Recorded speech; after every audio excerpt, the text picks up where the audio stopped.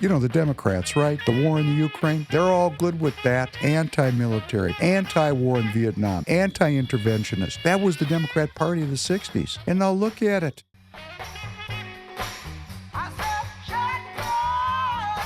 Good evening and welcome back to the Professor Penn podcast.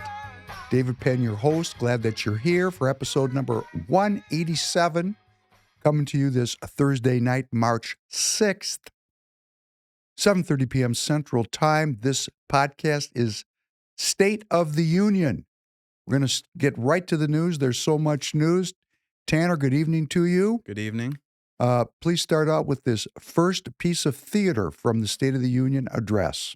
We won the popular vote by big numbers and won counties in our country.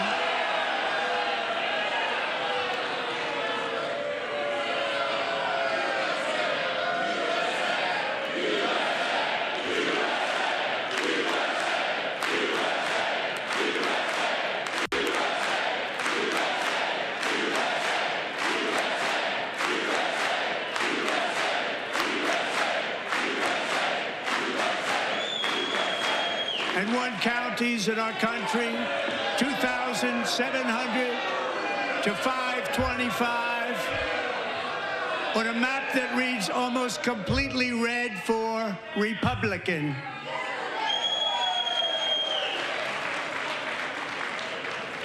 Now, for the first time in modern history, more Americans believe that our country is headed in the right direction than the wrong direction. In fact, it's an astonishing record, 27-point swing, the most ever.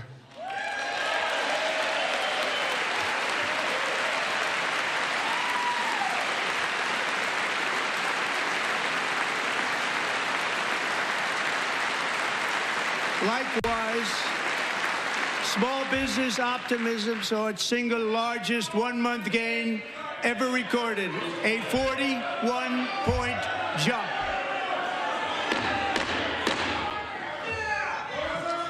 Members are directed to uphold and maintain decorum in the House and to cease any further disruptions. That's your warning.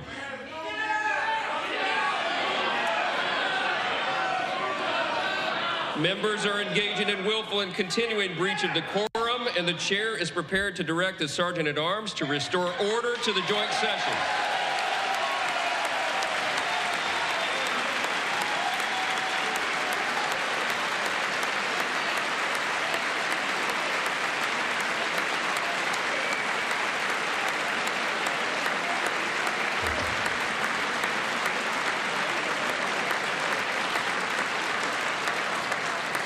Mr. Green, take your seat. Take your seat, sir. Take your seat. Finding that members continue to engage in willful and concerted disruption of proper decorum, the chair now directs the Sergeant-at-Arms to restore order. Remove this gentleman from the chamber.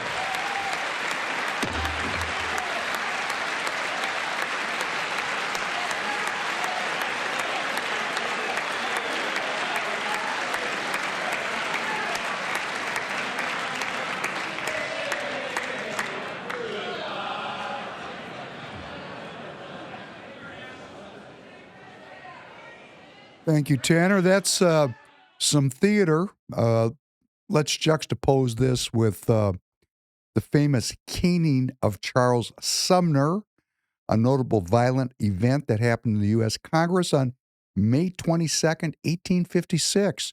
Senator Charles Sumner, a Massachusetts Republican and outspoken abolitionist, delivered a fiery two-day speech titled The Crime Against Kansas. In it, he condemned the Kansas-Nebraska Act, which allowed territories to decide for themselves whether to permit slavery, and accused pro-slavery forces of rigging elections in Kansas. Sumner personally attacked several senators, including Andrew Butler of South Carolina, the home of Lindsey Graham, current senator from South Carolina. 2 days later, Representative Preston Brooks, a pro-slavery Democrat from South Carolina, and Butler's cousin, entered the Senate chamber after it adjourned. Finding Sumner at his desk, Brooks confronted him and beat him mercilessly until his cane broke. The attack left Sumner severely injured, physically and psychologically, and he didn't return to the Senate for 3 years. That's not theater, that's real. This thing we saw here was theater. And the pointing of that gold-handled cane at the president, to me, evoked a real event in the Congress. This was a staged event. It served both sides beautifully. It's what politicians do. What could President Trump do? He didn't plan on it. He wasn't in on the plan, but the Democrats knew what was going to happen, and the Republicans acted in kind. And what do we have? Continued intensifying polarization of our political class, which then trickles on down to our people. And we're going to talk about that tonight. That's critical for us to bookmark in our minds as American citizens who are trying to unify this country and restore it so we don't go down the tubes, that we've got people who are intent on making that not possible. And of course, one of the great separators today in the Republican Party, because the Democrats are all in on this, you know, the Democrats, right?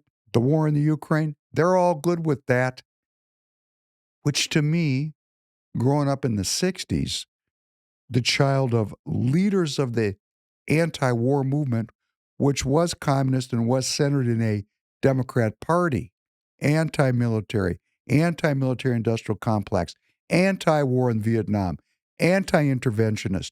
That was the Democrat Party of the 60s. And now look at it. It's the globalist war party.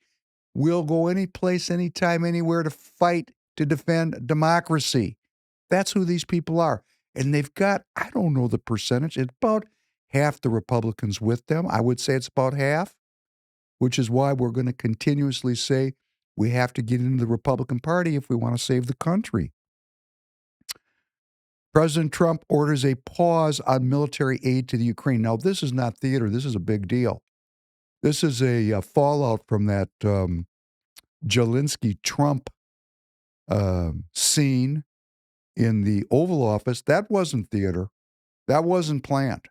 That was live life, and it has led to President Trump on Monday directing a pause to U.S. assistance to the Ukraine as he seeks to pressure Ukrainian President Vladimir Zelensky to engage in negotiations to end the war with Russia.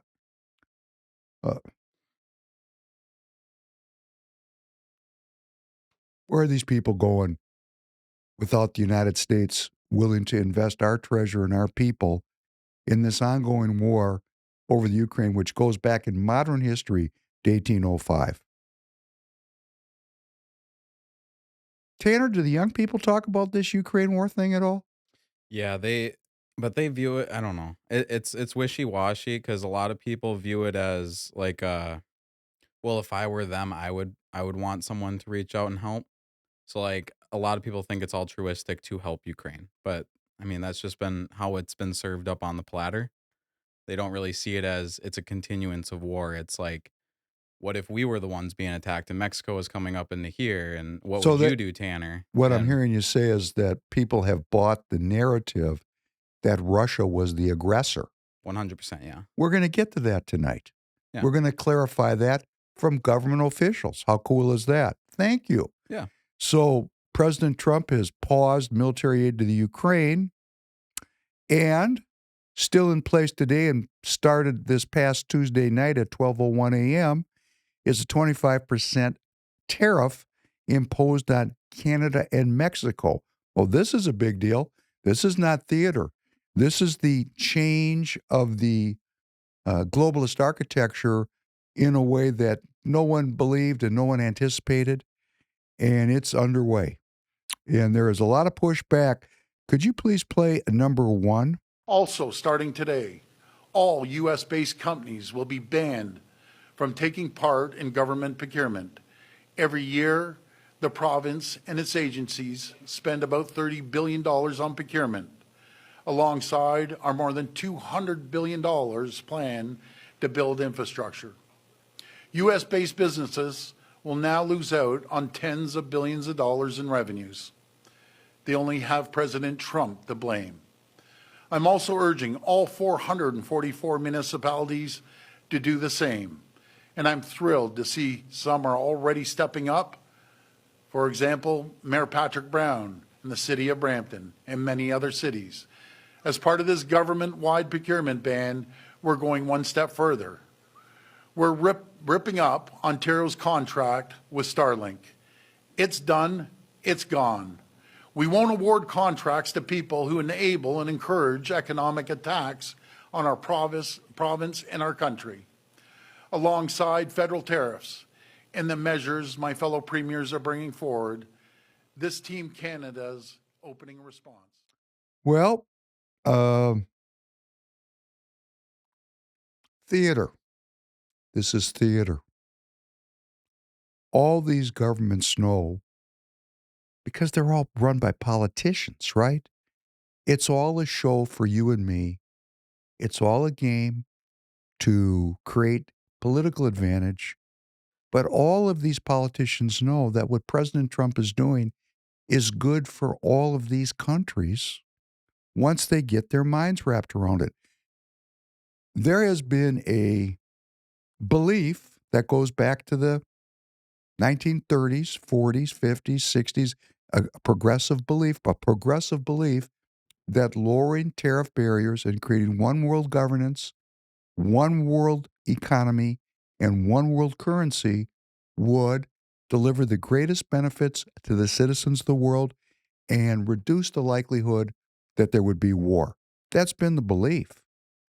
And the belief worked. I am not opposed to globalism. It is not a forever strategy. It waxes and wanes with nationalism. So we now have reached the far end of the benefits of globalism where the costs now exceed the benefits. So President Trump is just simply modifying the world thinking about taxation because all of these countries are broke. Now, some of these countries are pursuing mercantilistic, which means not balanced, not cooperative. It's all about me trade policies, which create trade imbalances, current account deficits, things that we don't have the time to talk about. They're very important economic ideas. There's all kinds of international structures that were put in place to modify and mollify this. They don't work. They haven't worked. So President Trump is erecting a new kind of thinking about taxing imports. It's not a trade war. That's hyperbolic theater. It's a change. It's an additional tax source. It's an additional tax source. Just taxation. Yes, it will raise the price of some things that you and I buy episodically. How often do you buy plates, Tanner? Oh. I just bought plates for the first time a year ago, so Right, 25 years so far. So you're going to be good now for at least 10 or 15 years. Yeah, right? Most likely. So the plates are imported and they're going to go up in price, and you buy them once every 10 years. The things that we buy every day, food and fuel, are going to go down in price. That's his policy. Taxes are going to go down. So it's a big talking point of the left who want to tear President Trump's policies down, that things are going to go up in price and it's going to hurt the American people. Hey, the bill is coming due on free trade. It was never free. It's like freedom. Freedom is not free. I'd like to say that the love of my mother is not free, and I'm not sure that that works for everybody. So there's a bill coming due. And this is my plea to all of you. When you talk about this, we just have to be very, very direct about it. I don't think this is being well articulated. We're bankrupt. If we keep going down this free trade road, every dollar you have saved, and if you've got nothing, it doesn't bother you. And that's 60% of the people in this country. They've got nothing. So they don't care if they got dollars or digital tokens. It doesn't matter. Please feed me. Okay, that's what our government and we the people have done to our fellow citizens. We've made them dependent on government. But for those of us that have a 401k, an IRA, some money in a checkbook, a home you own, if we keep going down this path, adding $1.5 trillion to the debt every year, we're going to go broke. And this tariff regime is an unknown future. We've entered an unknown future path. The last time this was tried, allegedly, it ended up in World War II. But I don't think this is the same exact path. I think people are a little bit older, and nuclear weapons add a governor on man's ambition to fight a global war. So we're trying now as a people. We've elected a president who's creating a new revenue stream from tariffs. They're going to balance the budget and pay down the debt, allegedly. That seems to be the plan. It will maintain our sovereignty and the viability of our currency. So every time somebody gets on television and say everything's going up in price, all these Democrats, I could play an hour of those tapes easily. They're getting you and me to focus on how much we're paying for the plates we buy at Walmart or Costco. Yeah, I remember the Biden administration. They were bragging about how they brought the prices of TVs down, and that was something that when I watched, I was like, I don't think many people are concerned about. Oh, I don't know when I'm going to be able to buy my next TV and if it's going to be affordable. I think we're all worried about groceries. Well, it's like Target. I want you to go buy your tires at Target. I ask you all the time. There's 11 different brands. The price is right. So let's say you bought some tires and cost you like Tanner paid $450 for 4 tires mounted, balanced, out the door. And maybe the next time he needs tires is going to be 4 years from now, right? Yeah. Maybe they're going to cost him $500. He's not even going to remember what he paid the last time. And that $50, which is going to be a tariff effect, possibly, not even for sure, because there's currency resets and all kinds of offsets to that tariff, as we've talked about in previous podcasts. That's $10 a year additional cost if he buys tires once every 5 years. But he's buying food every day, gas every week.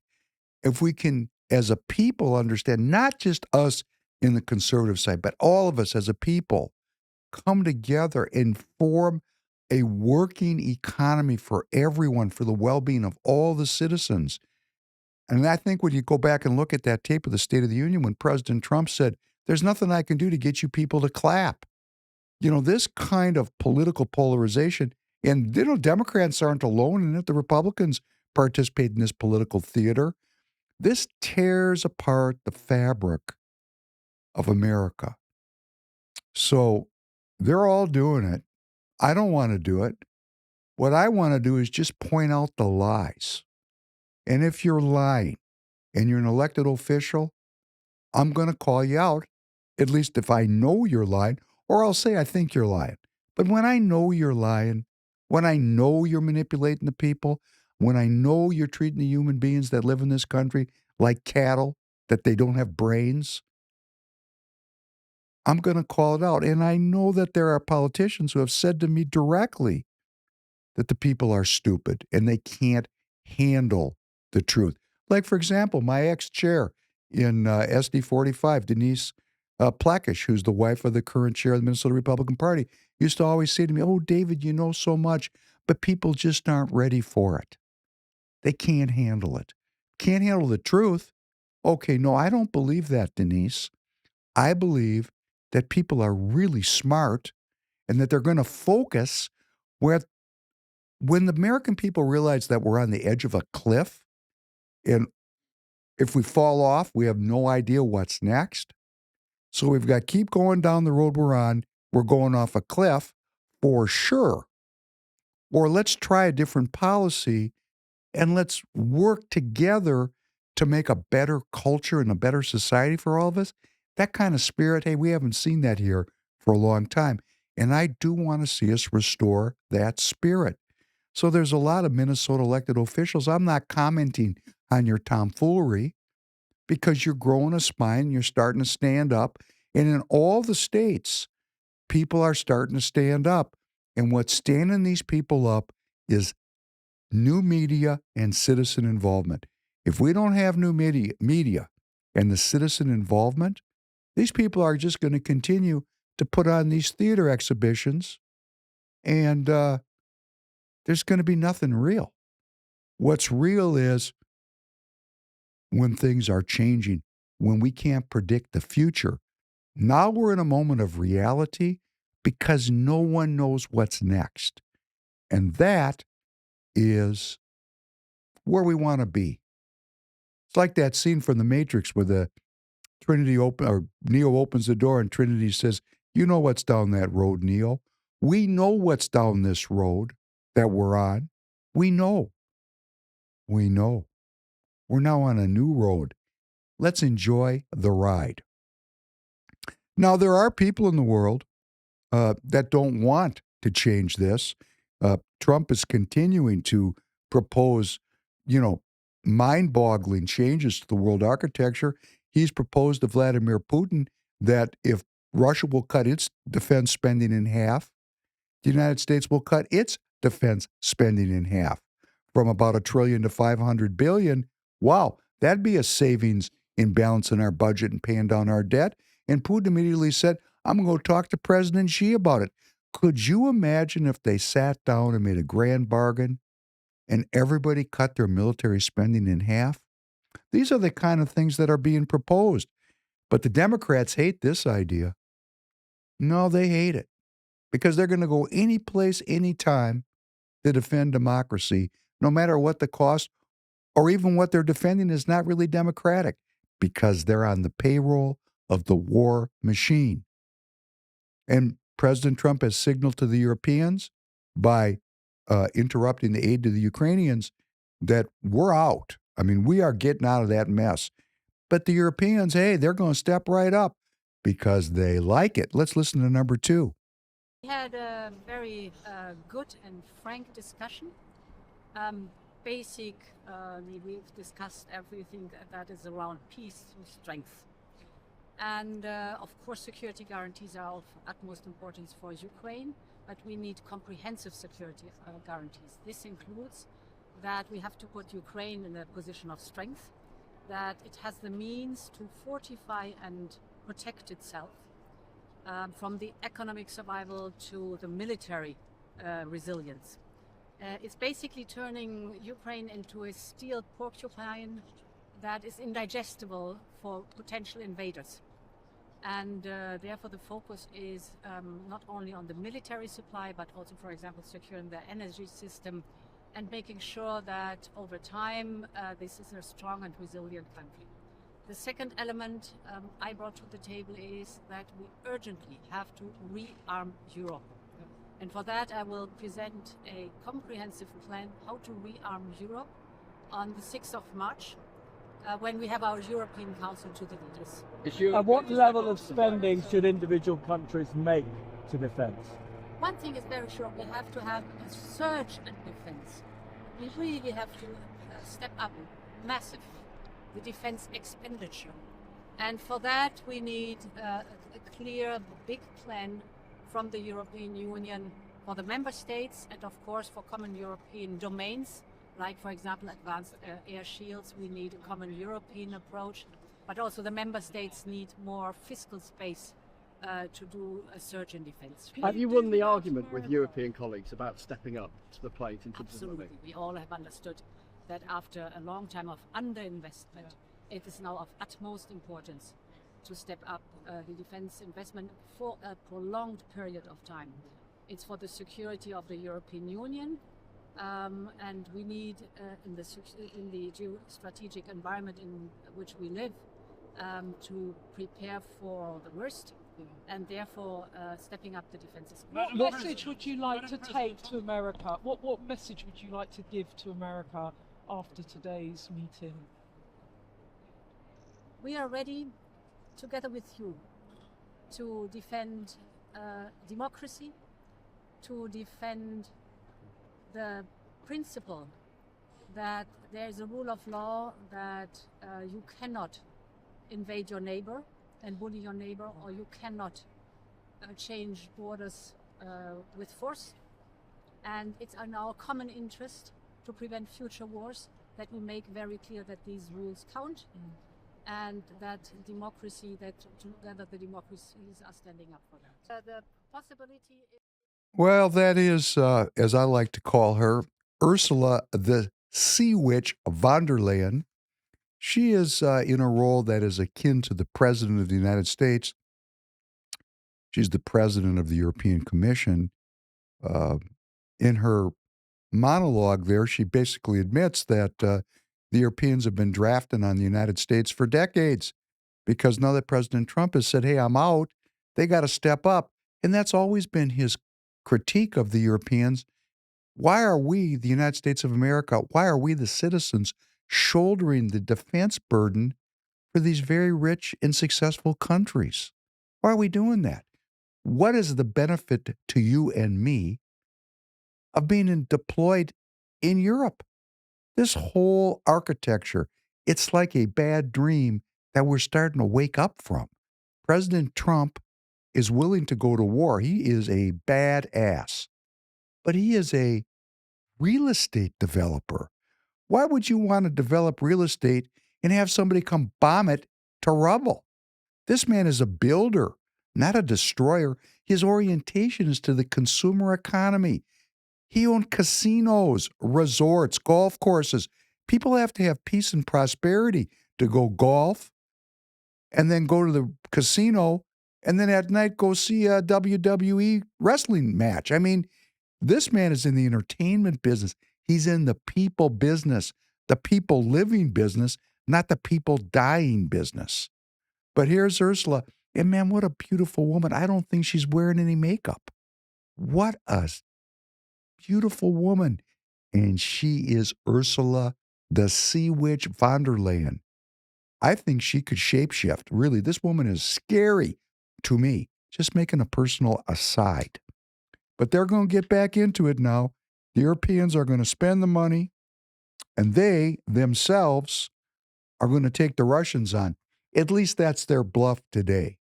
Go ahead and bluff. Prime Minister Keir Starmer of the, of our former colonial masters, Great Britain, used a visit to Washington this past Thursday to press Donald Trump not to abandon the Ukraine. As Donald Trump looks to find a quick endgame to Russia's invasion. With a mix of flattery and frank talk, the center-left Starmer made the case to the Republican president to remain cautious as he goes about ending the biggest conflict in Europe since World War II. Yes, the British, they're going to jump right in there, baby, because they attacked Russia in 1805. Macron, the French, they're all in on this. They attacked Russia in 1812. Oh, the Germans are all in on this. They attacked Russia in 1942. I wonder how the Russians feel about this. You got the English, 1805, 1853, they attacked Russia in Russia. You got the French, they attacked in 1812. Remember the 1812 overture, the War of 1812? That'd be Napoleon. Burnt Moscow to the ground. The Germans, that's 28 million Russians died in that little set too. So you got the French, the English, and the Germans teamed up in the EU, squared off against the Russians. I wonder how the Russians feel about this. Probably not very good. However, Putin is very aware that if the United States don't play, the Europeans lost in World War I, the West, would have lost in World War II, the West. Both of those wars were won because of United States aid and involvement. And this Ukraine thing also is dependent on U.S. participation. And you're going to watch, in my opinion, my prognostication, this is going to get wound down and everybody's going to kiss and make up. Because without the one essential element, which is the productivity, creativity, and the tax revenue that's gained from this great country, these people can't make it work without us, my opinion. But I'll tell you, we got people in the Republican Party We've got people in the Republican Party, which we're going to talk about that right here in Minnesota, right here in my local congressional district where I ran to be chair. We're going to talk about that downstream. We have the most awful human beings possible in our society holding positions of responsibility and power because we, the people, don't get into the parties and control the endorsement and primary process. 95% of Republicans who get elected to public office won their Republican endorsement or primary first. So the control, the QC, the quality control of who gets into Congress is in the party. And we're just not doing our job. We're just not doing our job. So please let me invite you tomorrow night, Friday night, 9 p.m. Eastern Time, 8 p.m. Central Time. Come. There'll be thousands of people watching this. Please go to X and find the X space at Dan Schultz 2, the number 2 at Dan Schultz 2. Please get your phone out. Email yourself this information or put a note at Dan Schultz 2, 9 p.m. Eastern Time. We're going to have an X space, people all over the country who want to get involved in their party to get rid of people like Tanner. Please play the next clip. I support President Trump, and I believe that most of his policies on national security are right. I believe his instincts are pretty good. But what I'm telling you, whoever believes that there is any space for Vladimir Putin in the future of a stable globe better go to Ukraine, they better go to Europe, they better invest the time to understand that this man is a cancer and the greatest threat to democracy in my lifetime. And it will be a cancer that spreads into the South China Sea, into Taiwan, and metastasizes across the globe. So, ladies and gentlemen, when I tell you that Vladimir Putin is a liar, a murderer, and a man responsible for ordering the systematic torture, kidnapping, and rape of innocent civilians, believe me, because the evidence is mile high. When the American citizens recognize that on their X app, there is an artificial intelligence module called Grok, Grok. It's at the bottom of the app. You can just see, and you just click that, and you just type in, please total political contributions to Tom Tillis from defense industry companies and executives, and just look at what comes up. When we fully realize the access to information that we now possess, what would have taken months to research, impossible for the individual citizen to understand. Now, in your hand is the power to research why Tom Tillis talks this way. It's not Vladimir Putin. He's on the payroll. He's on the payroll. And what doesn't help when I show it to you? Well, it helps a little.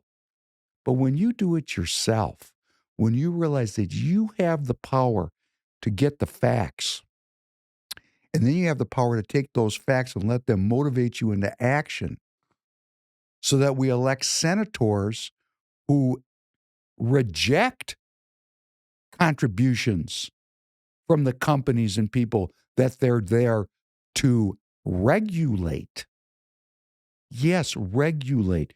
Don't we want to regulate our defense industry? Well, not according to Tom Tillis. Man, if we don't let it all out on Vladimir Putin, he's a cancer that will metastasize throughout the world. Oh, lions and tigers and bears. Oh my. Are people your age afraid of cancer? Young people? No, I don't think many of my generation even think about it. Great. Wait and see how that turns out as you all get older. Yeah. Okay? Because when you get to my age, that sounds very terrifying. A cancer that's metastasizing. Vladimir Putin is a cancer that is metastasizing throughout the world. That's who we've got elected. And go look up who pays him to talk in such a fashion. And when you realize if you're in South Carolina, that all you got to do is come 9 p.m. Eastern time at Dan Schultz 2 and go to this meeting and get 10, 20, 30,000 people coming every week. And we all go into politics and we all learn the power we have as self-governing citizens, as sovereigns of our own life, as Republicans. And we go into these parties and we stop these people at the endorsement and primary process. Hey, we're going to have peace and prosperity. If we let them loose, hey, I got 5 years of food in the basement. You got 5 years of food in your basement, young man? No, but I know how to hunt. Great. Yeah, I think I think I got about a month, and then I'll be dead after that. Well, let me tell you, here's some more theater. President Trump imposed the 25% tariff on Mexico, and Mexico, out of the blue, extradites 29 cartel drug lords to the United States. They had the kingpins. They were already down there, and they knew where they were. They just picked them up, put them on a plane, and said, "Here, President Trump, a sacrifice." You're saying same day. I'm saying this week, after, while President Trump is winding up this 25% tax on the Mexicans, they offered a sacrifice to him. 29 of the top cartel drug lords on one airplane. They've been down there for the last 30 years making brink, right?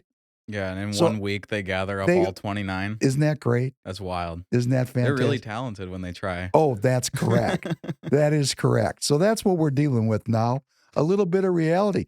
I bet those, and here's some more reality that I really enjoy, which is about the Turkish government, the new Syrian government, which is basically Al-Qaeda, and the Kurds, half of whom are Jewish.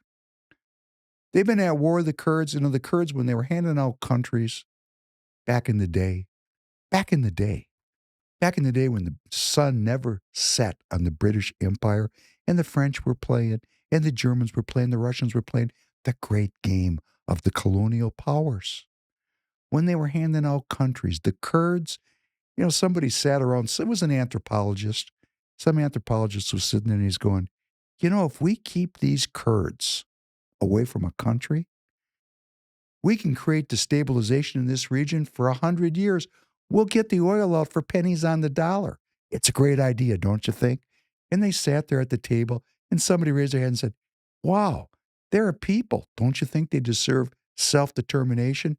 That guy, they busted him on some kind of a sexual rap. He was found, sleeping with the neighbor's 14-year-old daughter. He got out of it. And all that was left was a bunch of colonialists that said, yeah, that's a great idea. Let's mess this region. Let's make these people hate each other. Let's divide them so that when they have a Congress, half of them sit on their ass and never clap for their country. Let's create unrest and distrust. Let's polarize these people so we can rob them. Well, President Trump's now president. Guess what? After 40 years, a grand deal involving Turkey, Syria, and the Kurds is in the works. And on Thursday, a historic announcement was made by the leader of the Kurdistan Workers' Party, the PKK, labeled a terrorist organization. Abdullah Öcalan, or speaking from a Turkish prison, has called on the group that he founded to lay down its arms and disband. Wow. President Trump.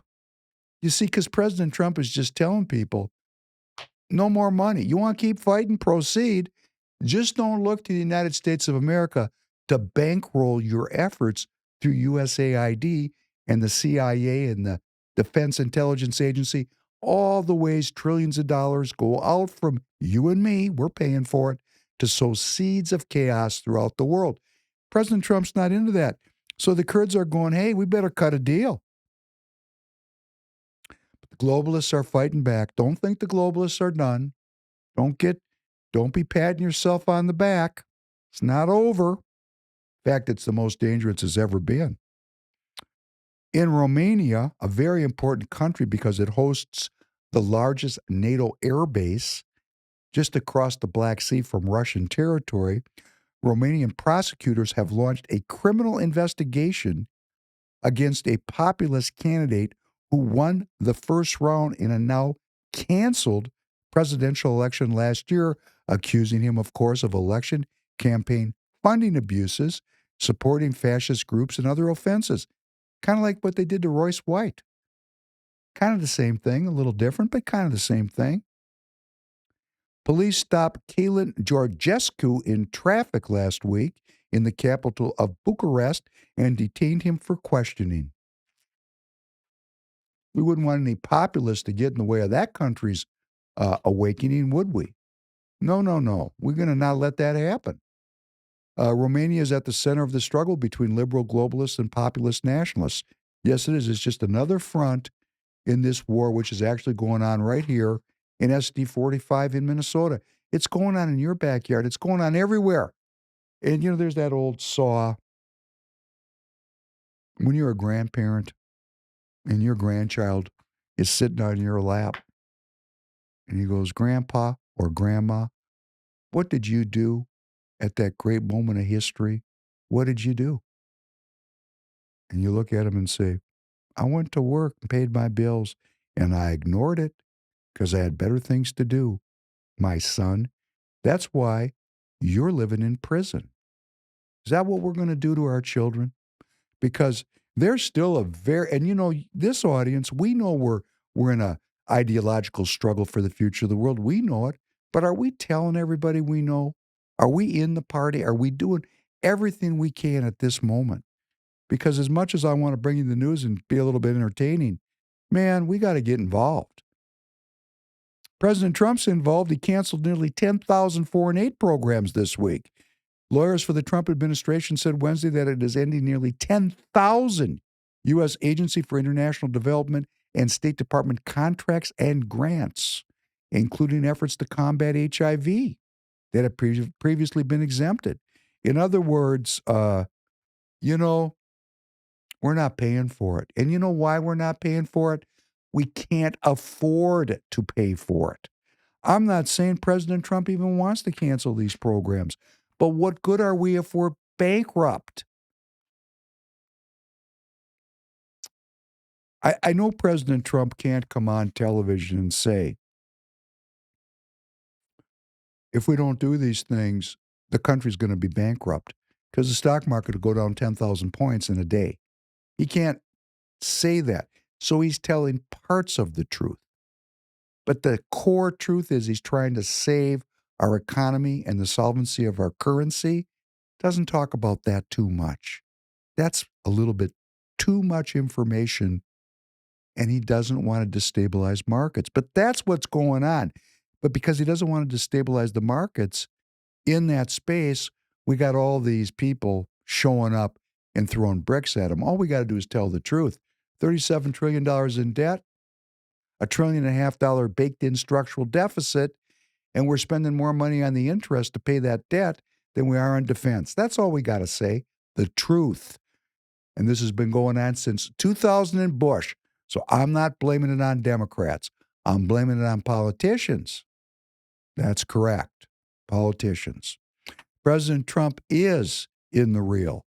He is undoing the post-World War II Democrat liberal order, which stands on democracy, equity, and climate change. And he's laser focused. Democracy, wars to fight for democracy.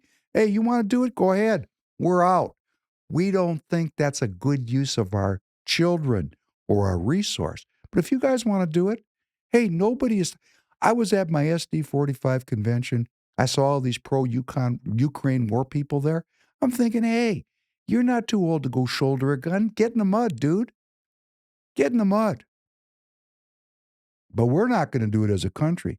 And President Trump has issued a series of anti-diversity, equity, and inclusion executive orders undoing that strategy throughout the federal government and the military. This is a very big deal. Again, post-World War II Democrat liberal order stands on democracy, equity, and climate change. Democracy, wars to fight democracy, niche. We're not doing that anymore. Equity, that's out. We're not doing that. We're not doing that. A lot of pushback on that, but Frederick Douglass, who said after slavery, he had a very great line. This is Frederick Douglass. I have had but one answer from the beginning. He's talking about the government now, speaking to the government. I have had but one answer from the beginning. Do nothing with us. Your doing with us has already played the mischief with us. That's Frederick Douglass. You know, we have a relationship between the enslaver and the slaved. It's awful. It's an awful relationship, and it's the essential reason why republicanism exists, which is to break that corrupting relationship between a ruler and the ruled, between an enslaver and the slaved. But the enslaved have something to do with it because they become dependent on the enslaver. So we fought a war against the Democrat because slavery was a cornerstone of the Democrat Party. It was the Republican Party that fought slavery. So we fought the Democrat. It was the Democrat that seceded from the Union, the Democrat, the same party that exists today. And what did they do, these Democrats? They lost that war. Slavery was ended. An administrative state was created to force the enslaver to follow through on the constitutional goal of creating a more perfect union. And what did they do, the Democrat? They created programs that created dependency and enslaved communities to government dependency because that is their impulse. They're not Republicans. A Republican believes that you and I, we are the kings and queens of our own lives. That's not what the Democrat believes. We need to understand that there is a big political divide and that we, this community, I am trying to convince my fellow citizens that being the king or queen of your own life is the best we can do with all of the forces that impinge upon us in the short period of time that we sojourn upon this land.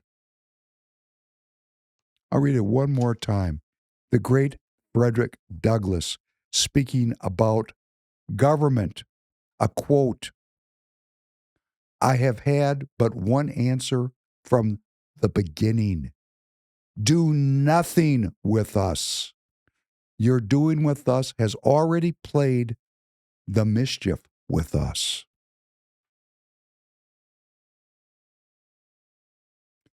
Of course, the pushback on the by the DEI people is that this is just a return of white supremacy and discrimination. I hope not. That's not Republican. Let's talk a little bit about the economy. The House has passed this reconciliation bill. There's not a lot being talked about right now because the sausage is getting ground. We had one Republican Congressperson, Thomas Massey, who voted against this bill, claiming that it would add $20 trillion to the national debt over 10 years. That's rather hyperbolic, Representative Massey, a favorite of Dustin Gragey, who now is going to forget he ever knew Thomas Massey here in Minnesota, because we've got people that have no political philosophy, have no political sense. They're just in it for the money. I am not in it for the money. I'm in it for searching for truth. I don't dislike Thomas Massey, but this is not a time to be ideological. This is a moment of pragmatism. Pragmatism. Let us find together what works. And yes, the reconciliation bill, as it has been written so far, does have a $4 trillion deficit over 10 years and requests a $4 trillion increase to the debt ceiling. But they're not thinking about that $8 trillion of tariff revenue that will be coming in as President Trump unveils and deploys his economic program. You know, I have to shake my head. And I'll be the first. If this program doesn't include balancing the budget and paying down the debt, I'm going to let you know I'm not happy about it to the max. Of course, when you change an economy from debt-based, military-industrial complex globalism to equity-based, and I don't mean equitable outcomes, I mean people are going to have money in their pockets and the government's going to have money. We're going to become rich again as a country. When you change from poverty to riches as a country and restore a national sovereignty and cut off all this money that's going all over everywhere, willy-nilly coming out of my energy and your energy, because we're citizens, we're paying for it. You're going to have economic disruption. And I'm going to tell you, as being in the tire business, I can see that things are slowing down very heavily, very quickly. And why wouldn't they? You got the head globalists like Warren Buffett pulling all of his money out of the market. Yeah, that's right. The globalists have these used positions. So when they short the market and make President Trump look bad because, the market's down, like it's his fault. No, they're actually working against him. The Fed's keeping the interest rates high. They're not reducing them anymore. Big-time globalists are pulling their money out of the market, tanking the market. And then, of course, they're going to buy in cheaper. They don't tell you that part. They can't lose on the deal. There's a bunch of people getting laid off from the government, which means there's going to be unemployment. We're in this negative feedback loop, not because things are negative, because things are changing. But what's going to happen when you have all this polarization and all this awful rhetoric? I promised on the last podcast I would show clips about violence. Tanner, could you, when you do this, you're going to cut this part out, obviously, edit this part down to just the highlights, okay? Play this next clip about violence, and as you're going through it, look at what we can just take out as the highlights of it, okay? At home, and the big boss overseas, and nobody stands in his way. And I watch the Democrats and the media, too. It's very hard to take on a firing squad.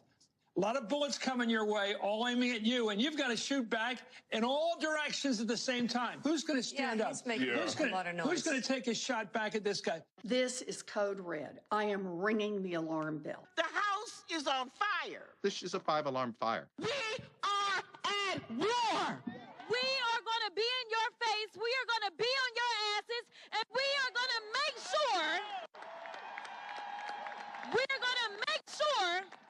you understand what democracy looks like. We have got to tell Elon Musk, nobody elected your ass. Nobody voted for Elon Musk.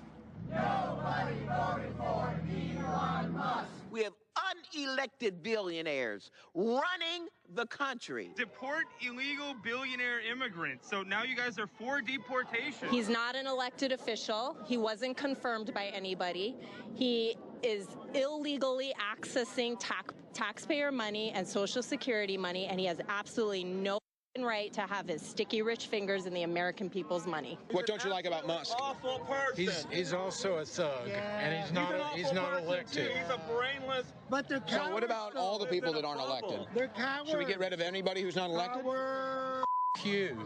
Elon Musk! He is a low down, dirty, no good person. I don't want an awful person for president. Anybody else need an awful person for president? No. So what's awful? That looks awful. Someone that's rude and nasty and has no redeeming qualities. Elon Musk is a Nazi nepo baby. You're holding a sign that says Elon Musk is a Nazi. Can you explain to me why Elon Musk is a Nazi? I'm not here to answer questions. You're not here to answer questions? Is somebody paying you to hold this sign here? Yeah, I'm sure they are. Trump has announced that he will be giving a speech at Madison Square Garden on October the 27th. Please Google Madison Square Garden, February the 10th, 1939, and see what happened there. They are telling you exactly what they're going to do. They're telling you we're going to institute a fascist regime. We need bodyguards for everybody in Civil War conditions, all because the 9 justices, not all of them, but these justices who have not many cases to look at every year, not that much work to do, a huge staff, great protection, simply do not want to do their job. They have promised military roundup. They've promised the gates of hell will rain on the enemies. The Supreme Court has green-lighted it. I'm afraid we're going to have a civil war. We're going to fight it in the courts, and we're going to fight it in the streets. There is power in fighting back. Power. When the people fight, We win! when the people fight, We win! We will not take this. We will fight back. And God damn it, shut down the Senate. Shut down the Senate! Shut down the Senate! All you your Glocks and your switches and your shiesties, we need you right now at the White House. So you want Trump to get shot? I do. Why? Get rid of him. Because conservatives are dangerous. And I will say to you, beloved, no one likes violence, but sometimes violence is necessary. I want Trump in a body bag. I want John Kennedy Jr. in a body bag on TV. I'm not dealing with this for 4 years. Both of them, or one of them, needs to get shot in the face. We're not doing that grazing his skin, his ears, okay? We're going full-blown Lincoln, full-blown Kennedy right now. We are on the verge of bloodshed. There will be conflict. I hope to hell somebody kills him. We need a better class of assassin. Well, that's what we need. Somebody is going to have to, preferably someone who's already doing it, you know, so one of y'all. But somebody's going to have to just throw their life away on this one, you know. Trump, you're going to have your head chopped off. Like, off with that mother's head. When Elon Musk forces his way into the United States Treasury and threatens to steal your personal information and your Social Security check, there is the possibility of violence. Sometimes the devil will act so ugly that you have no other choice but to get violent and fight. And on days like this, a street fight. Yes, we will stand. We will fight to the death. I will fight you every step of the way. I think that the people who want the fist fight are the base of the Democratic Party. Democrats want to see someone get up there and give a knuckle sandwich to Donald Trump. That's what they want. Well, someone might say, now, Reverend, you shouldn't be talking about violence. This isn't the Christian thing to do. Well, I will say, why not talk this way? Because Jesus did. Jesus said in this key verse, didn't he? The kingdom of heaven suffers what? Violence. And the who? The violent take it by force. The kingdom of God is a war zone. It is a battlefield. You did know this, right? We're going to kill both of them, right? Just kind of take one for the team, you know, just somebody has got to just, you know, kind of get in there and go make history. Okay, because I will kill him. I will burn this whole fucking place to the ground. For the love of God, somebody, please, anybody, just do it. For the person out there who's planning on doing it, you know, the thing that we all wake up every day hoping we'll see in the news, and we're like, man, no one's done it yet. Keep going. Your plan, it's gonna work. If not, it'll inspire the next person. And we are all rooting for you. You have our support. You have our admiration. We might make a national holiday out of you. All I'm saying right now is that someone in the White House would better take their shot right now and better not miss. My doors are open for you if you need a safe house. And I will definitely put money on your books. And if you're into this sort of thing, I'll write you some letters of the naughty sort, should you find yourself behind bars for it. But we're all rooting for you and hoping that you do it quickly and get away with it. Giving you a sense of the violence that's being incited and that's brewing up And of course, when you get into economic disruption, you add, you know, economic insecurity, political insecurity to this kind of a mix, and boy, you're making a toxic brew. But there's good things coming out of this too. The truth is starting to tumble out about a lot of different issues, truths that have been hidden by media. And I think the most important one for me personally, because it's very vindicating, is being pursued by a man named Jeffrey Sachs. He's a PhD. He's a professor at Columbia University, where my daughter is a student. So I have a great interest in Jeffrey Sachs. I've followed him for decades. He's quite articulate. He was at one time a super lefty, and he's still a man of the left. But this is a PhD professor at one of our most prestigious institutions, and not a dummy. I mean, this guy's done some things. He's been a special advisor to the UN Secretary General Kofi Annan, Ban Ki-moon, and Antonio Guterres. He's advised the Polish government and the Solidarity Movement. He has worked in the former Soviet Union, advised President Mikhail Gorbachev's economic team in 1990 and 91, and President Yeltsin's economic team 91 to 93.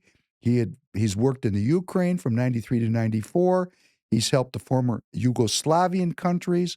He has been an advisor to the World Health Organization. He's served as an advisor to the U.S. Congress, serving on the International Financial Institutions Advisory Commission. This guy is not a lightweight. Let's listen to him talk about the war in the Ukraine for those who might be sticking to the false belief that Russia attacked the Ukraine in some kind of fiat by the bloodthirsty cancer of Vladimir Putin. Let me just explain in 2 minutes the Ukraine war. This is not an attack by Putin on Ukraine in the way that we are told every day.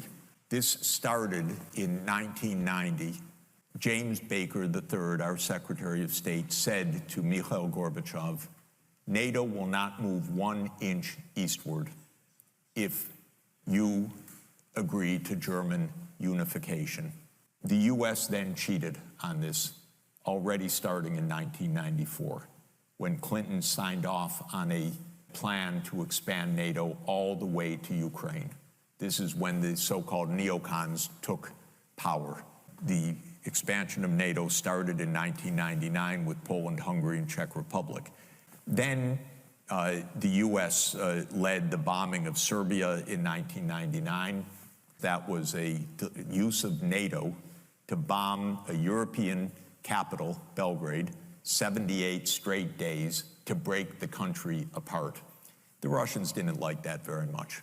But even Putin started out pro-European, pro-American, actually asked maybe we should join NATO when there was still the idea of some kind of mutually respectful relationship. 9/11 came, then came Afghanistan, and the Russians said, yeah, we'll support you. We understand to root out terror. In 2002, the United States unilaterally walked out of the anti-ballistic missile treaty. What it did was trigger the U.S. putting in missile systems in Eastern Europe that Russia views as a dire, direct threat to national security by making possible a decapitation strike of missiles that are a few minutes away from Moscow. In 2004-05, we engaged in a soft regime change operation in Ukraine, the so-called First Color Revolution. But in 2009, Yanukovych won the election, and he became president in 2010 on the basis of neutrality for Ukraine. So in February 22nd, 2014, the United States participated actively in the overthrow of Yanukovych. They intercepted a really ugly call between Victoria Nuland and the U.S. ambassador to Ukraine, Jeffrey PATRIOT, who's a senior State Department official till today. And they talked about regime change. So they made the new government. The U.S. then said, okay, now NATO's really going to enlarge. And Putin kept saying, stop. You promised no NATO enlargement. Estonia, Latvia, Lithuania, Bulgaria, Romania, Slovakia, Slovenia, 7 more countries in the not 1 inch eastward. On December 15th, 2021, Putin put on the table a draft Russia-U.S. security agreement. The basis of it is no NATO enlargement. The special military operation started, and 5 days later, Zelensky says, okay, neutrality. And then the United States and Britain said, no way. You guys fight on. We got your back. We don't have your front. You're all going to die. But we got your back. That's 600,000 deaths now of Ukrainians since Boris Johnson flew to Kyiv to tell them to be brave. Absolutely ghastly. We have to understand we're not dealing with, as we're told every day, with this madman like Hitler.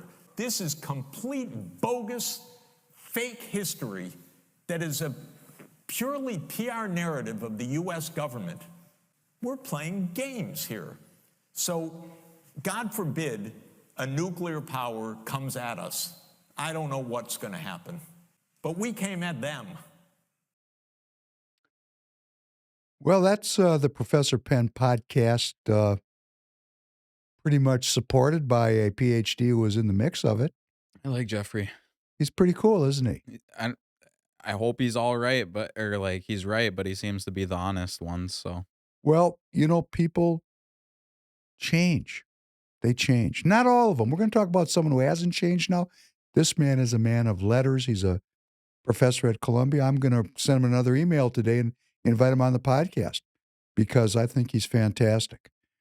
Because he's telling the truth. Now, I don't think we're aligned politically, but I think that search for truth brings people together. Let's at least agree on a new set of facts that don't come from, CNN, for example. The most trusted name in news. Ha ha. But this is an example of an academic who is fearlessly pursuing the truth. Let's talk about schools for a second. And this came into my mind because of a local representative here in Minnesota, Mary Franson, who is posting, like many of the other Minnesota Republicans, furiously posting about transgender people and transgender people being in sports. I don't even have the language right. But there's a big thing going on here now in Minnesota about men participating in women's sports. And it's just another one of those theater operations, a theater operation, because these people, like it or not, are U.S. American citizens, and they are due the protections of their rights like any other citizen. So the demonization of these people really plays right into the hands of the leftists. I'm not saying that men should compete in women's sports. I'm saying this is the theater part of the deal, the theater part, where you get two sides polarized and they grift money off of the divide. They don't seem to want to solve this problem. Where does the problem come from? I think here in Minnesota, it comes from the University of Minnesota. Yes. Representative Franson, if you really want to affect real change and not grift off of a sad issue, go after the funding of the University of Minnesota. Why do I say that? Because that's where this ideology emanates from in Minnesota. I'm not interested in about Iowa or Utah. We're interested in Minnesota.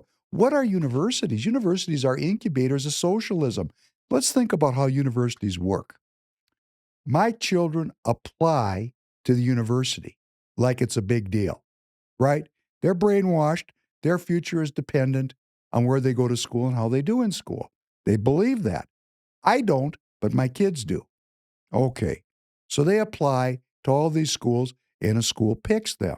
So it's their privilege to attend that school. Actually, they're the customer. But see, they're divorced from the idea of being the customer because guess what?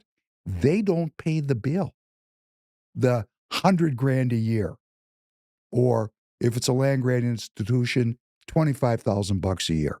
Wouldn't you say that's about right for the University of Minnesota? 25,000 a year, or am I low? Do you know? I don't know, actually. I never went to that college, but I would assume you are really close because I know I looked at their prices when I was 18. I was like, hell no, I'm not going there. Well, I mean, I got kids that are going 150,000 a year, like Columbia University. Oh, the best education. But is my daughter paying for it? Of course not. She's lucky to go there. It's one of the best schools in the world, after all. So the relationship between the provider, the supplier of information, they're a like we supply tires at TireGate. You need tires, go to tiregate.com. I am the supplier. You are the customer. If you don't like the service, you're going to let me know. I have to provide you with the service you want and outperform my competitors, or you're going to go buy from somebody else. That's how big. But that's $500, $450 for 4 tires. My daughter's spending $100,000 plus a year. 5 of them have done this. A 6th one's in the blocks. My kids are rich in brainwashing. I'm poor in cash. Now, when you break that relationship between the supplier and the customer, and you turn the customer into a lucky student who is so fortunate to get in, and they don't pay the bill, and the parents pay the bill, and the parents feel the kids are like, oh, I'm so proud of you. You've broken down one of the control factors in the supply chain, because they're in the supply chain. They're supplying information and teaching people how to think. But there's no feedback loop because the customer is not really a customer. The customer is a student, not a customer. And then there's no shareholders because these are all, some kind of a organization that doesn't have shareholders. There's no shareholders. So there's no shareholders that are demanding value, and there's no customers demanding value. So what do you got? You got a bunch of professors and administrators that are basically unregulated. There are, like at the University of Minnesota, there's regents, but they're in it for their social standing or for what kind of business connections they can get. They're not really in there cranking down on these folks, like a Public Utilities Commission that approved Ben Folk making $15 million a year. There's no oversight there either. You see, there's no oversight in the oversight committees because we've had a breakdown of sacred honor. So at these universities, there's no customers, there's no shareholders. You got professors and administrators that basically are, kind of doing their own thing. And their own thing is teaching our kids to be communists. Part of that communist effort is transgenderism. Now, there is a professor at the University of Minnesota. His name is Eric Schwartz. Can you put up his picture? He put a editorial in the Minneapolis Star and Tribune this past week that really caught my eye. And this is building on Mary Franson, who's out there messing around with symptoms. This guy is the cause. These people are the cause of leftism in Minnesota, right? The cause. And he writes, Minnesotans are rightly proud of their great university. Oh, I'm not. And the role it has played in public life for some 175 years. See, it has 175 years of history, influence in our state, because it played a role in public life. The University of Minnesota and its students, faculty, and graduates have long been deeply engaged in research and innovation, as well as civic engagement. I mean, this guy says it all out loud. He's not hiding. He's talking about the university and its members, its students, faculty, and graduates are involved in civic engagement. It was Hubert Humphrey, one of its most distinguished graduates, who famously urged the Democrat Party in 1948 to get out of the shadow of states' rights and walk forthrightly into the bright sunshine of human rights. And his stance was warmly embraced by many faculty who were themselves deeply engaged in the historic movement that led to the Civil Rights Act of 1964. So he's pulling out, guess what? The identities of women, blacks, and Jews, which are always manipulated to support globalism. That's what he's doing. That's his opening move. The university is involved in civic life. We influenced civic life for 175 years, and we participated in the Civil Rights Act of 1964.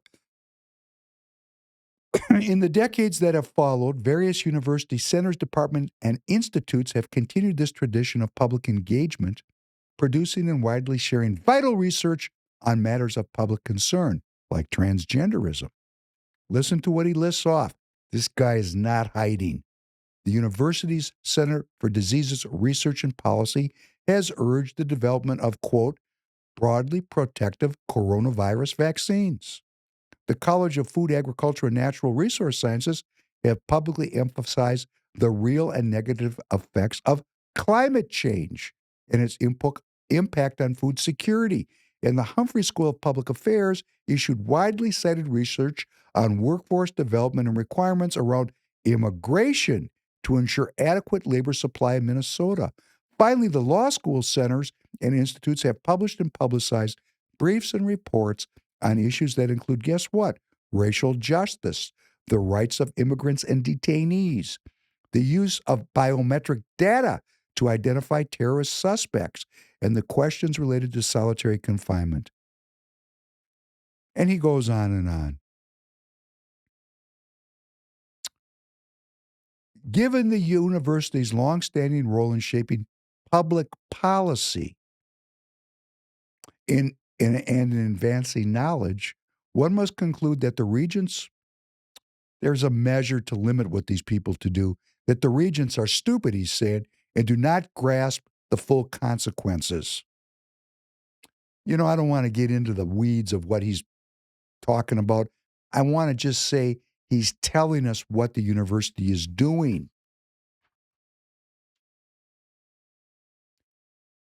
At stake is nothing less than the U's capacity to communicate research-based insights affecting public health, the economy, the environment, and governance itself. Universities do not exist in a vacuum. Their role is not merely to produce knowledge, but to share it, to inform public debate, to provide expertise where it is needed, and to ensure that decisions affecting people's lives are guided by facts and not misinformation. Who is this guy? Who is this guy? Well, this guy served as the U.S. Assistant Secretary of State for Population, Refugees, and Migration under the Obama administration. He worked for Secretary of State Hillary Clinton, serving as the Department of State's principal humanitarian official, managing a $1.85 billion budget. Oh, I'd like to get an audit on that one, Doge. As well as State Department policy and programs for U.S. refugee admissions. Refugee admissions. This guy is part of this mass migration. That's who he is. From 2006 to 2009, Schwartz directed the Connect USA Fund, a multi-foundation NGO funded by you and me, collaborative seeking to promote responsible U.S. engagement overseas, which also took in money from the Hewlett Foundation, the Rockefeller Fund, the Open Society Institute, the Ford Foundation, and the Atlantic Philanthropy. I mean, this guy is a poster child for globalism. From 1993 to 2001, Schwartz served as the National Security Counsel at the White House, ultimately as Senior Director and Special Assistant to the President for multilateral and humanitarian affairs. I mean, this guy, we are Minnesota citizens, we're paying this guy's salary. And he is demanding the right to influence public policy here in Minnesota. You know what, Mary Franson, you're not going to go after the University of Minnesota because it takes courage to take on a 175-year-old institution that is enshrined as providing benefits when, in fact, the cost of those benefits is freedom and republicanism in Minnesota. So let's piss around with a bunch of transgender people and demonize them when the devil himself is right there on Oak Street here in Minneapolis. Let's get our fire trained on the institution that's creating the mess. It's not that hard to do. We Minnesota citizens the Minnesota citizens, go to caucus in 2026. 10,000 new people. We go in, we change the constitution of the party, we govern it for the citizens, and we go after the corruption which has destroyed our state and the lives of the people within the state. Let's not be demonizing our fellow citizens. Let's go after the demon itself. Well, I got a real dose in why we don't do that. Follow up on my effort to become the chair of 45. Please play number 6. What is your instinct? To pray. In this position, your arms are useless. Yeah. Can you kick or stomp me? No. Then, if you wish to survive, what do you do? I don't know. Bite. Bite? Are we not animals?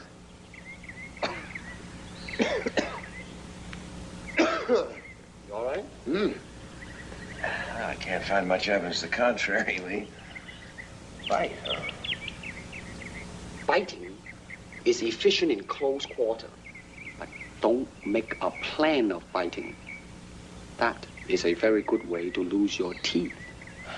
There's so much to remember. If you try to remember, you will lose. Empty your mind. Be formless, shapeless, like water. Now you put water into a cup, it becomes the cup. Put it into a teapot, it becomes the teapot. Now water can flow or creep or drip or crash. Be water, my friend. Yeah. Why don't I just stand in front of Bolt and recite that to him? Maybe he'll faint or drown. When is it? Tomorrow. You are not ready. I know. Like everyone else, you want to learn the way to win, but never to accept the way to lose. To accept defeat, to learn to die is to be liberated from it. So when tomorrow comes, you must free your ambitious mind and learn the art of dying. May it be well with you, Mike.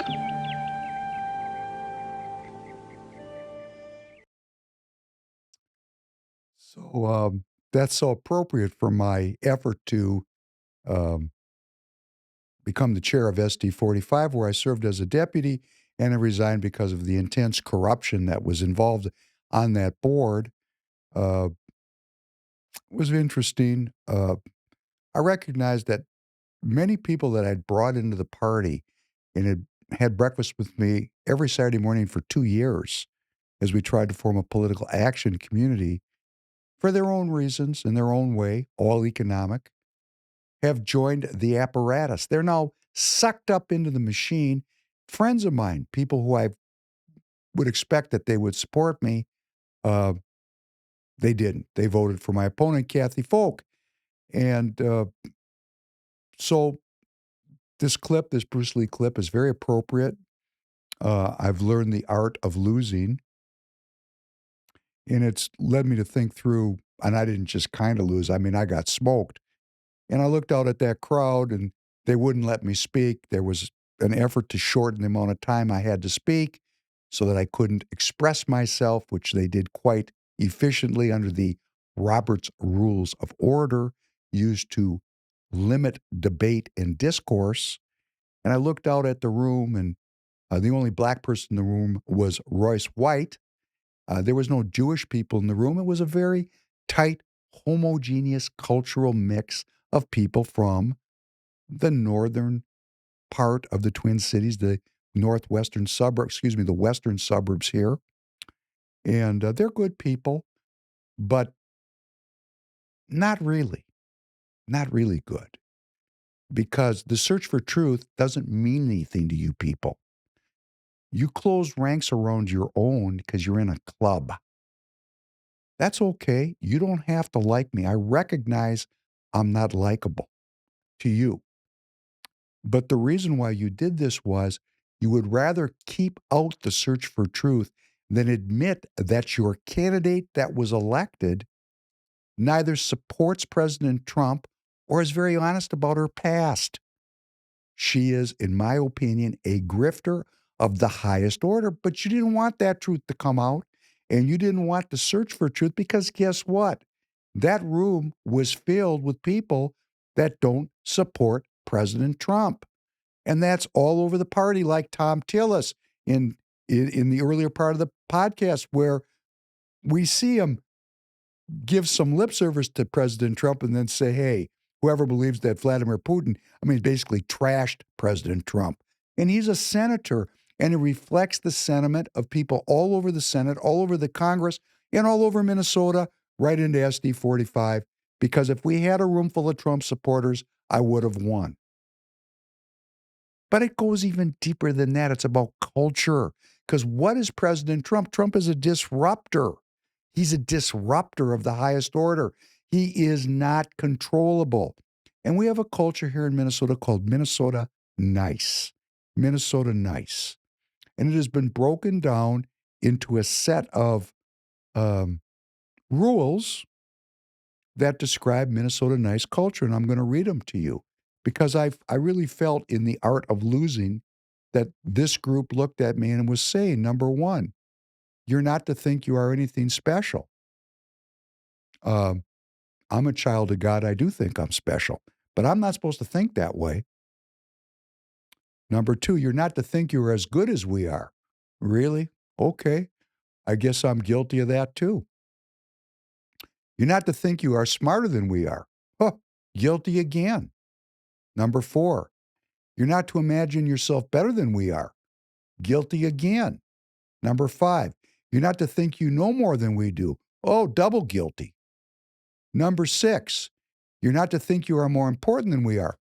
That I agree with. I am not more important.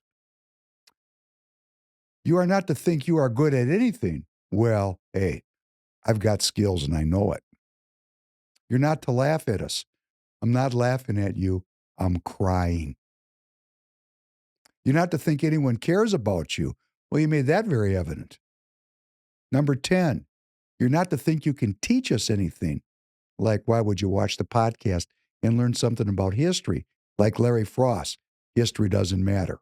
Why would you want to learn anything? If you don't want to learn anything, why are you sending your kids to the University of Minnesota to be taught how to be communists? And number 11, the 11th rule, perhaps you don't think we know a few things about you, which was interesting because people came up and told me all kinds of things about myself. The narrative was I abandoned these people because I resigned from the board because there was a fist fight in the room between two friends of mine, and then numerous allegations of financial impropriety, none of which were investigated. They've all been swept under the rug, and the board's been purified now with a bunch of party apparatchiks electing people to the board that were put on the board extra constitutionally last time. No problem. Broke the rules before. Now you're legal, Robbie Doobie. Robbie Doobie. These people are so awful in their control of this club called the Republican Party of Minnesota. And Dan Schultz is continuously pushing me not to talk about the problems. We know it's effed up. We know it. Please, let us get together and go to caucus. Wherever state you're in, there's a way to get involved in the party. If regular citizens don't get in these parties and get rid of the Tom Tillises and the Alex Plekishes and these kind of people, if we don't get rid of them from Republican Party governance and as elected officials, we're going to have war and poverty. Because these people would rather have war and poverty than look in the mirror and recognize that what they believe has led us to an endless war, $37 trillion in debt, in an open border, or even worse, they're good with that because they got yours. You see, there's a certain kind of Darwinism in this rules of Minnesota nice. And why would you have that? Well, because when you live in a Northern European country and it's cold 6 months out of the year, they don't want any social conflict because people can freeze and starve to death. So we're going to damp that down and keep a very socially solid base, kind of a socialist base, so that we don't have any problems. And that's come from the Northern European countries right here in SD 45, right here in Minnesota. They call it Minnesota nice. We don't want any conflict. We don't want to search for truth. We don't want to know what's going on. We don't care about history. We don't care about what happens next. We got ours, and the rest of you can go bite a hog in the ass. And if you wonder why we have the kind of socialist, communist governance here in Minnesota, it's because of this kind of culture, in my opinion. It's very happy to see the Republican Party abandon the inner city and all those residents to the wiles of the communist. It's okay with them. As long as those people don't come out in the western suburbs, we're all good, aren't we? Right? So I'm very unhappy. I lost, but I accept it because I'm learning the art of dying. And we're not going to go away. We are going to organize. I'm now going to run for the chair of CD3, which is the congressional district, 800,000 people. Again, I do not expect to win because the same apparatus is in place in the congressional district that's in the Senate district. But I will get a chance, hopefully, because it's a bigger election, to actually say one thing to the delegates. We're losing. Maybe we should change direction. Like our country was losing its changed direction. Maybe we should follow the leader and change our political strategy here in CD3, where at one time this district was very Republican and now it's very leftist. How did that happen? Why did that happen? Well, it happened starting in 2015 when the elected congressional representative here in this area, Eric Paulson, trashed Donald Trump just before he was elected. That was the beginning of the end. And then we got steamrolled here because the people that run the party in this area think that to get elected, you have to be a Democrat. Most of them do not. The few that are left, and it's very few, I think we have 4 elected representatives left in the whole district out of dozens. Their idea is we're not Republicans. Don't let people know we're Republicans. I don't believe that. I believe we have to stand up for republicanism in a full-throated way and talk to our fellow citizens about sovereignty of each individual citizen. We have to develop a program that's about the well-being of the district. We have to be able to talk to people honestly, not lie to them, not demonize groups, but talk about the social solidarity that comes when we're focused on the well-being of the people. It's not that hard to do. It just requires us to be Republican. So, I hope that in this larger pool of delegates, there will be people that come that see that we have a losing strategy. What's the evidence? We lose. If we had a winning strategy, I wouldn't be saying this. Our strategy has been perpetually losing. Let's change strategy. Let's change this strategy. You're watching me, and thank you for being here. Please come to the meeting Friday night. Let's get involved in politics. Let's break the hold of the apparatus on the Republican Party so that citizens can rule and govern this country as was intended when the country was founded. Very simple. I want to thank you all for joining. A lot of material tonight. Tanner, thanks for all your help. Of course. Got a lot going on. I wish you the healthiest, most peaceful weekend possible under these circumstances. I'll be working on next week's scripts. I'll be looking forward to seeing you. If you have suggestions, ideas, music, put them into the live chat or put them into the comments section. Please remember to repost the shorts, the links. We're not getting any help from YouTube, although on Getter, we're killing it. Follow me on Getter. Follow me on X. Please, let's build this digital community so that in the short time between now and the midterms, we can actually bring about the kind of self-governance that will see this new political agenda flower, blossom, and grow and restore America to its Republican greatness. Thanks very much.